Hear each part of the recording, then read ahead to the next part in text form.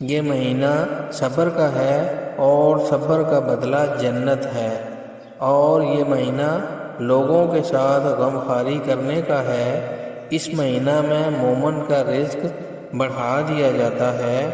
جو شخص کسی روزہ دار کا روزہ افطار کرائے، اس کے لیے گناہوں کے معاف ہونے اور آگ سے خلاصی کا سبب ہوگا، اور روزہ دار کے ثواب کی مانند اس کو ثواب ہوگا، مگر اس روزہ دار کے ثواب سے کچھ کم نہیں کیا جائے گا۔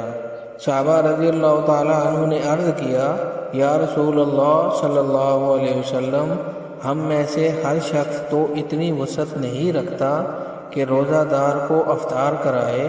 تو آپ صلی اللہ علیہ وسلم نے فرمایا کہ پیٹ بھر کر کھلانے پر موقوف نہیں، یہ ثواب تو اللہ جل شانہ ایک کھجور سے کوئی افطار کرا دے، یا ایک گھونٹ پانی پلا دے، یا ایک گھونٹ لسی پلا دے، اس پر بھی مرحمت فرما دیتے ہیں۔ یہ ایسا مہینہ ہے کہ اس کا اول حصہ اللہ کی رحمت ہے، اور درمیانی حصہ مغفرت ہے، اور آخری حصہ آگ سے آزادی ہے۔